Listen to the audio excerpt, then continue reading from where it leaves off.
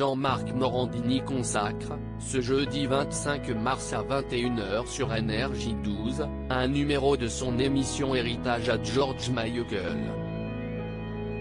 Pour l'occasion, Closer vous propose de revenir sur les derniers jours du célèbre chanteur britannique décédé le jour de Noël 2016.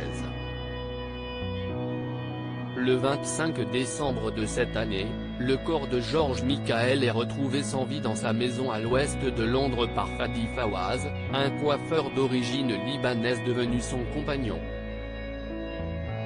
Il est alors âgé de 53 ans et les causes de sa mort ne sont pas immédiatement identifiées.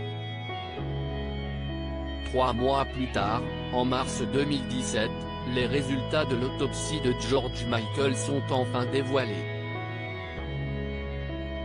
Le responsable du service de médecine légale du comté de l'Oxfordshire annonce que le chanteur est mort de cause naturelle, en précisant qu'il souffrait d'une cardiomyopathie dilatée avec myocardite et d'une stéatose hépatique, une lésion du foie. George Michael est finalement enterré le 29 mars 2017 dans le cimetière de Highgate, à Londres. Depuis, ils sont nombreux à se disputer son héritage.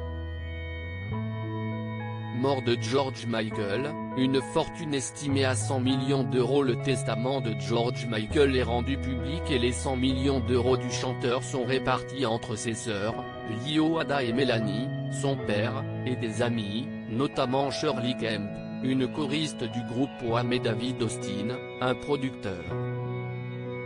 Fadi Fawaz, son dernier compagnon en date, ne touche pas un seul euro, tout comme Kenny Goss, son compagnon de 1996 à 2011.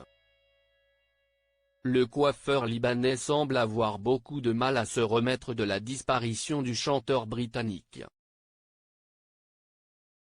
En effet, il y a quelques semaines, il a été arrêté après avoir brisé la vitrine d'une boutique en plein centre de Londres.